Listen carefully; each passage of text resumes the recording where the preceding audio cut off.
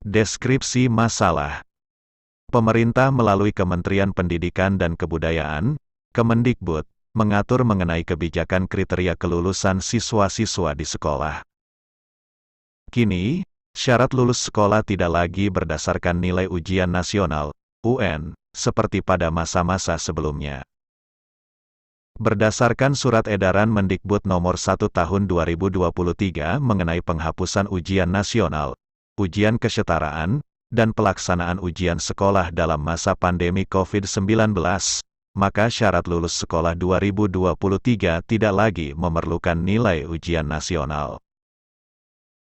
Dengan dihapusnya ujian nasional pada sekolah tingkat SD, SMP, SMA, SMK dan setingkatnya, maka sekolah kini memiliki kewenangan sepenuhnya untuk menentukan kelulusan peserta didik. Terutama bagi peserta didik yang berada pada tingkat akhir, seperti siswa kelas 6 SD, kelas 9 SMP, dan kelas 12 SMA SMK.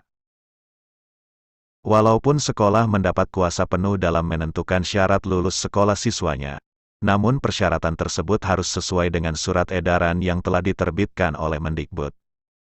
Adapun 3 syarat lulus sekolah berdasarkan Surat Edaran Mendikbud untuk tahun 2023 adalah sebagai berikut. 1. Menyelesaikan program pembelajaran di masa pandemi COVID-19 yang dibuktikan dengan rapor tiap semester yang dikeluarkan pihak sekolah. 2. Memperoleh nilai sikap atau perilaku minimal baik. 3. Mengikuti ujian yang dilaksanakan oleh unit satuan pendidikan. Ujian yang dimaksud antara lain dalam bentuk sebagai berikut. A.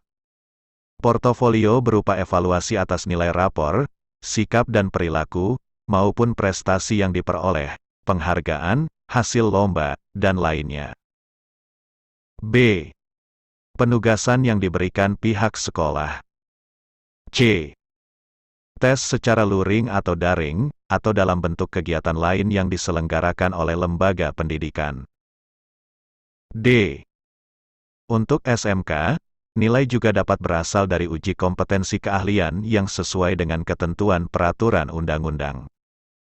Pertanyaan: bagaimana syariat memandang perubahan sistem kelulusan nasional sebagaimana dalam deskripsi?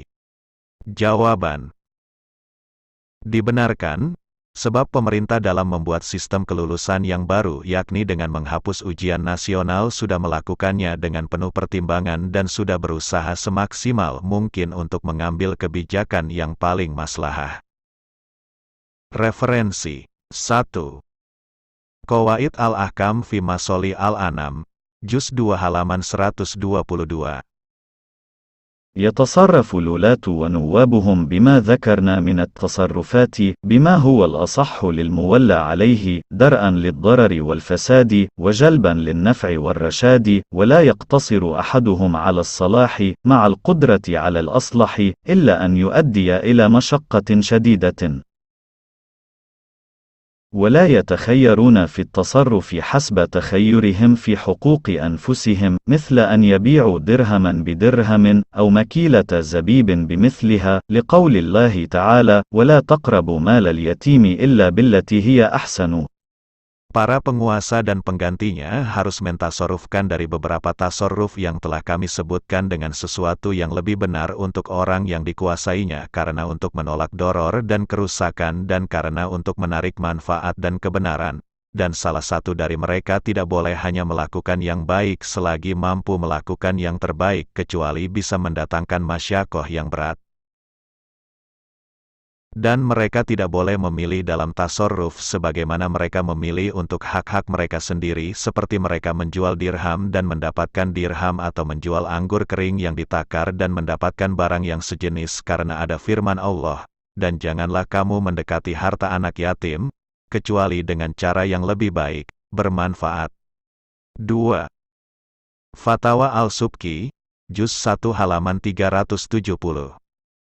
فصل. يجب على السلطان أو نائبه الذي له النظر في ذلك أن يقصد مصلحة عموم المسلمين ومصلحة ذلك المكان والمصالح الأخروية ويقدمها على الدنيوية والمصالح الدنيوية التي لا بد منها وما تدعو إليه من الحاجة والأصلح للناس في دينهم.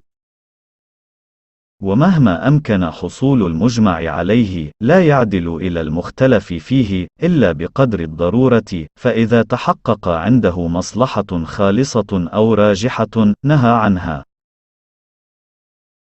Pasal, wajib bagi penguasa atau penggantinya yang mempunyai pandangan dalam hal itu untuk berniat memberikan kemaslahatan pada orang-orang Islam secara umum dan kemaslahatan tempat tersebut dan kemaslahatan yang bersifat akhirat dan mendahulukannya di atas urusan dunia dan kemaslahatan yang bersifat dunia yang menjadi keharusan dan yang menjadi kebutuhan dan memberikan yang terbaik untuk manusia bagi agama mereka.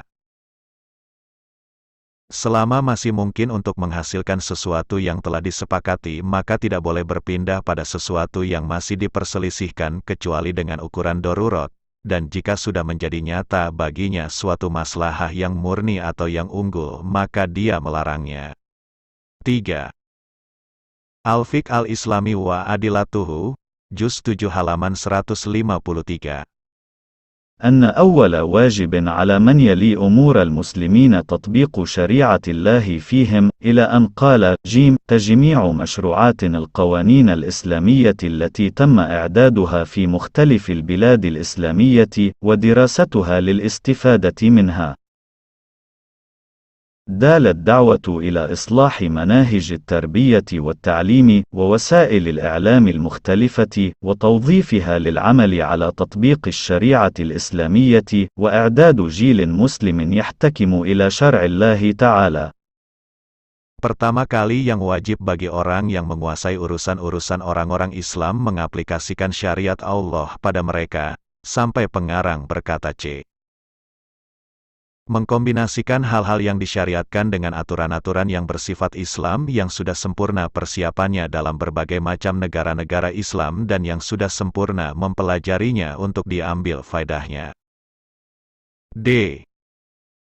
Mengajak untuk memperbaiki metode-metode pendidikan, pengajaran, dan media-media pemberitahuan yang berbeda-beda, dan menetapkannya untuk dikerjakan sesuai implementasi syariat Islam dan mempersiapkan generasi Muslim yang berpedoman hukum pada syariat Allah Ta'ala. Wallahu a'lam bis-shawab.